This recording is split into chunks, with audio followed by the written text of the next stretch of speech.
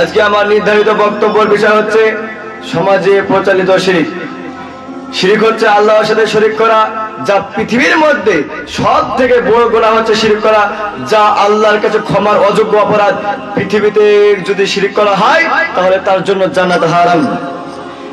তাই প্রত্যেকটি মুসলমানের উচিত যে কোনো মূল্যে শিরক থেকে বাঁচার চেষ্টা করা।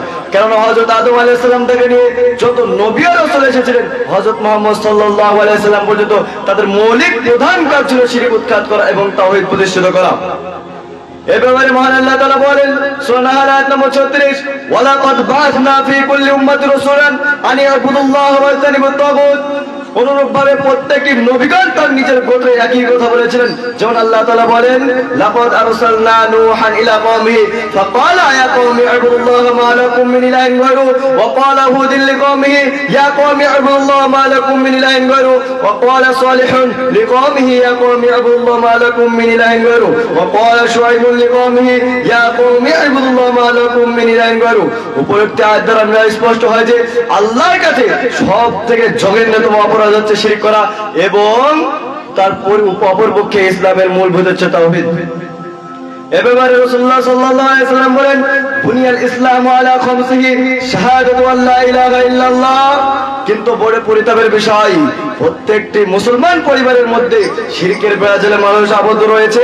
কুসংস্কার আমাদের হৃদয়ে বাসা বেঁধেছে এবং শিরকের বেড়াজালে সমাজকে ঘুরে ঘুরে খাচ্ছে। আসলে আমরা জেনে নিই সমাজে কিছু প্রচলিত শিরক। যখন মানুষের হাত দিয়ে কোনো কিছু পড়ে গেলে মানুষেরা মনে করে আমার বাড়িতে আজ কুড়ুম আসতে পারে, এরকম ধারণা করা শিরক। আবার মানুষেরা ধারণা করে যে হুজুট খেয়ে পড়ে গেলে কিংবা পেঁচা ডাকলে তার বিপদ আসতে পারে, এরকম ধারণা করা শিরক। আল্লাহ তাআলা সূরার মধ্যে বলেন, ইয়ামসাসকাল্লাহু বিদুররিন ফালা কাশিফা লাহু ইল্লা হু ওয়া ইয়ামসাসকা বিখাইরিন ফাহুয়া আলা কুল্লি শাইইন কাদির। যদি আল্লাহ তোমাকে দুর্দশা দ্বারা স্পর্শ করে, তিনি ছাড়া তা মোচনকারী কেউ নয়। আর তিনি যদি তোমাকে কল্যাণের দ্বারা স্পর্শ করে, তিনি সবকিছু প্রতি ক্ষমতাবান। আবার আমরা সমাজে দেখতে পাই মানুষেরা যখন বিপদে পড়ে আল্লাহ ব্যতীত মা বাবা ইত্যাদি গায়েবী ডাকা ডাকে। যে ব্যক্তি আল্লাহ ব্যতীত কোনো গায়েবী ডাকা ডাকলো সে ব্যক্তি শিরক করলো। যদি তুমি বিপদে পড়ো তাহলে তোমাকে ইন্না লিল্লাহি ওয়া ইন্না ইলাইহি রাজিউন বলতে হয়। আর আল্লাহ তাআলা বলেন, উজিবু দাওয়াতাদ দাঈ ইলা দান। যখন কোনো ব্যক্তি আমাকে ডাকে তখন আমি তার ডাকে সাড়া দিই। যদি ডাকতে হয় তাহলে আল্লাহকে ডাকতে হবে, আল্লাহ ব্যতীত অন্য কাউকে ডাকলেই শিরক হবে। আবার আমাদের মধ্যে দেখা যায় যে কোনো মানুষকে গায়েবী কথা বলা, যে তোর ভবিষ্যৎ খারাপ, তোর কপালে অনেক কষ্ট আছে, এইরকম যদি গায়েবী খবর কাউকে বলা হয় সে ব্যক্তি শিরক করলো। আল্লাহ তাআলা বলছেন, ওয়া ইনদাহু মাফাতিহুল গায়বি লা ইয়ালামুহা ইল্লা হু ওয়া ইয়ালামু মা ফিল গায়ব ওয়া ইয়ালামু মা ফিল বাররি ওয়াল বাহর। সমস্ত গায়েবের চাবি তিনার কাছে রয়েছে, তিনি ছাড়া আর অন্য কেউ জানে না। স্থল সমুদ্র অন্ধকারের মধ্যে যা কিছু আছে তিনি তার প্রতি অবগত। আবার আমরা সমাজে দেখতে পাই যে কত সুন্দরভাবে বাড়ির সামনে লেখা থাকে 786 বা গাড়ির সামনে লেখা থাকে 786। এই 786 কে যে মনে করে যে আল্লাহর নাম বা বিসমিল্লাহ, সে ব্যক্তি শিরক করলো।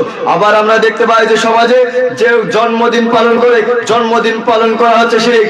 আবার কি সুন্দরভাবে মানুষেরা বলে যে আবার দিবস পালন করে। আমরা কিছুদিন আগে দেখতে পেলাম যে 31 নাইট দিবস পালন করা হলো। আবার সামনে দেখতে পাই যে 14 ফেব্রুয়ারি ভ্যালেন্টাইন্স ডে। যুবক ভাইরা মনে করে এটা একটি ভালোবাসার দিবস। আর আমি মনে করি এই দিবসে মুসলিমের জন্য বিপজ্জনক কোনো গুনাহ ছাড়া আর কিছু হয় না।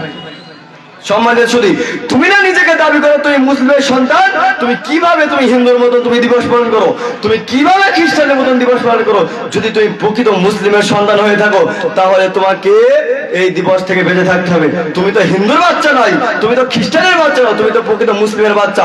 তুমি যদি বাঁচতে চাও তাহলে তোমাকে শিরক থেকে বেঁচে থাকতে হবে। আবার আমরা সমাজে দেখতে পাই যে পরীক্ষা দিতে যাওয়ার সময় কোনো ডিম খাওয়া যাবে না। আরে বেটা, তোর মা তোকে সারা জীবন তোকে কিছু বলে না, তুই মোবাইল নিয়ে সারাদিন তুই মোবাইল দেখিস, তাও কোনো ক্ষতি নাই।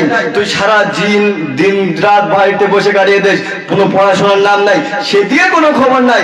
তুমি যদি পরীক্ষা দিয়ে যাওয়ার আগে যদি ডিম খেয়ে যাও তাহলে তুমি পরীক্ষায় ডিম পাবে, এইরকম যে ব্যক্তি ধারণা করে এরকম করাও শিরক।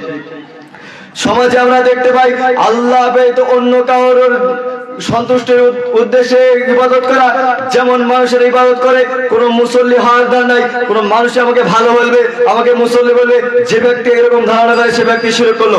এইরকম যারা শিরক করবে তার আল্লাহ তাআলা তাকে ইসলাম থেকে বাতিল করে দেবে, তার জন্য চিরস্থায়ী জাহান্নাম। তার কোনো ভালো ইবাদতই কবুল হবে না, কোনো ফরজ নফল কোনো নামাজই কবুল হবে না, কোনো আমল তার জন্য বাতিল হয়ে যাবে। আল্লাহ তাআলা বলেন ইন্নাহু মায়শরিক বিল্লাহি ফাকাদ হারামাল্লাহু আলাইহি জান্নাহ, যে ব্যক্তি আল্লাহর সাথে শিরক করবে সেই ব্যক্তিকে আল্লাহ তাআলা জান্নাত দিবে না। আল্লাহ তাআলা বলেন ইন্নাহু মায়শরিক বিল্লাহি ফাকাদ